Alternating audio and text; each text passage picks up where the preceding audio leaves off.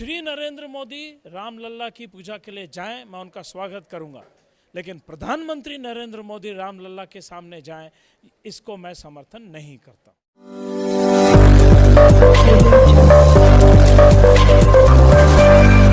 भारत के संविधान का महत्व लोगों को बताना। भारत का संविधान यह विश्व के महान संविधानों में से एक संविधान है और आज की जो सरकार है उसमें कुछ लोग ऐसे बैठे हैं जो इस संविधान का महत्व कम करना चाहते हैं और मनुस्मृति को लादना चाहते हैं। मैं ये मानता हूँ कि भारत के संविधान की रक्षा करना ये सिर्फ प्रधानमंत्री, राष्ट्रपति या मुख्यमंत्री का काम नहीं है, ये देश की जनता का काम है। और इसलिए All India Progressive Forum, All India Peace and Solidarity Organisation ने आज के इस कार्यक्रम में एक विषय लिया, भारत का संविधान और लोकाधिकार।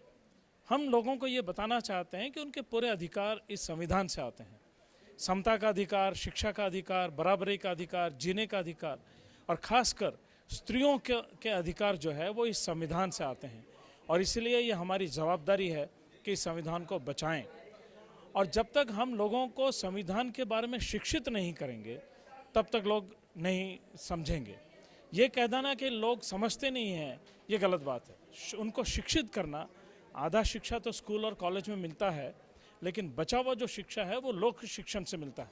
और इसलिए मैं छत्तीसगढ़ साहित्य सम्मेलन को और छत्तीसगढ़ के All India Peace and Solidarity Organisation को धन्यवाद देता हूँ कि इतने महत्व के विषय पर उन्होंने आज संगोष्ठी रखी, उस पर चर्चा की। मुझे बहुत खुशी है कि ऐसे ऐसे सवाल पूछे गए और इतने सवाल पूछे गए कि जिससे ये साबित होता है कि लोगों में जागृति है, लोग डरे हुए नहीं हैं। लेकिन थोड़े से लोगों के मन में यह है कि मैं अकेला क्या कर सकता हूँ। तो मैं ये कहना चाहता हूँ, आप अकेले नहीं हैं, आपके जैसे लोग बहुत हैं। सिर्फ रायपुर में नहीं, रायपुर से लेकर चेन्नई तक, चेन्नई से लेकर चंडीगढ़ तक लोग आपके साथ हैं। आइए हम सब मिलकर इस संविधान को बचाएं। सर, संविधान को किससे खतरा है? संविधान को दो टाइप के लोगों से खतरा है, एक पुरातन पंथी लोगों से और दूसरा जो विज्ञान विरोधी लोग हैं उनसे खतरा है। देखिए, विज्ञान और धर्म ये आपस के दुश्मन नहीं हैं। धर्म की अपना महत्व है, विज्ञान का अपना महत्व है। आज की दुनिया ये विज्ञान के बिना चल नहीं सकती और धर्म को मानना ना मानना ये हर व्यक्ति का अपना वैयक्तिक अधिकार है। भारत का संविधान आपको हर तरीके के धर्म को मानने का अधिकार देता है, मानने या न मानने का अधिकार देता है, लेकिन भारत का संविधान पूरी तरह से सेक्युलर है। सेक्युलर होने का मतलब धर्म विरोधी बिल्कुल नहीं होता है, जिस तरह की बातचीत आज के सरकार में कुछ लोग कर रहे हैं।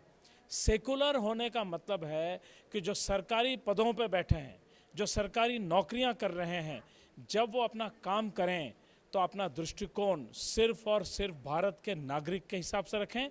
उनका एक ही धर्म होगा, भारत के संविधान को अपहोल्ड करना, भारत के संविधान के सम्मान को रखना।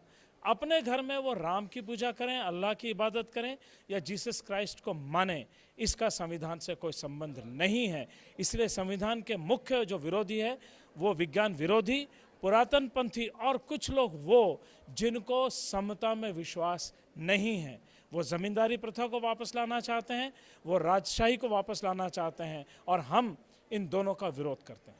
सर, धर्म में राजनीति आ गई है अब। रामलल्ला की प्राण प्रतिष्ठा में भी शंकराचार्य ने जाने का मना कर दिया। उधर मोदी जी उस समय जाएंगे, इसको क्या लगता है, क्या संविधान में कहीं ये प्रावधान है? देखिए, संविधान ने स्पष्ट कहा है, नरेंद्र मोदी अपने वैयक्तिक जीवन में बिल्कुल हिंदू धर्म का पालन करें, यह उनका अधिकार है। लेकिन वो एक प्रधानमंत्री के रूप में उनका एक ही धर्म है, भारत का संविधान। उनका एक ही धर्म है, भारत की सेवा करना। उनका एक ही धर्म है, भारत के 140 करोड़ जनता के अधिकारों की रक्षा करना।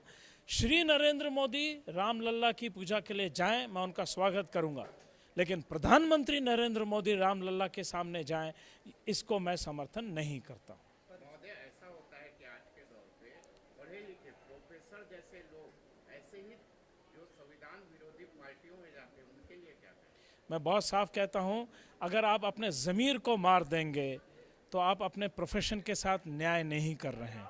आपको अपने प्रोफेशन के, अगर ऊपर सूर्य ग्रहण हो रहा है तो बाकी लोग कुछ भी कर रहे हैं, लेकिन विज्ञान का छात्र होने के वजह से मैं तो ये कहूँगा, सूर्य ग्रहण में किसी भी गर्भवती महिला का कुछ बिगड़ेगा नहीं, सूर्य ग्रहण में खाना खाने से कुछ नहीं बिगड़ेगा, ये मेरा साइंस मुझे कहता है। तो ये मेरा ज़मीर मुझसे मैंने मानना चाहिए, इसलिए जिसका जो कार्य है उसने वो करना चाहिए। अपने धार्मिक मान्यताओं को अपनी जगह रखें, विज्ञान की वरीयता अपनी जगह पर है, इसके साथ सम्मान करना बहुत ज़रूरी है। आपका परिचय? मैं डॉक्टर युगल रायलू नागपुर के धर्मपेठ साइंस कॉलेज से निवृत्त हुआ हूँ।